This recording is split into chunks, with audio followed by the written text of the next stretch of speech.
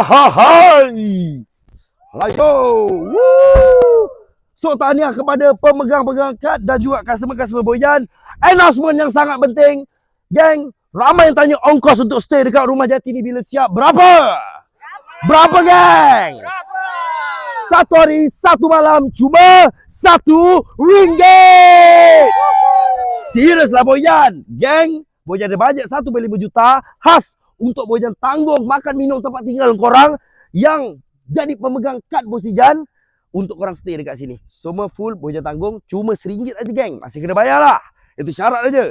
So macam mana nak dapatkan kad ni bos? Kena beli ke? Jawapan dia tidak. So hanya customer Boyan je yang beli barang apa saja. Yang penting beli barang lah dengan gudang Boyan.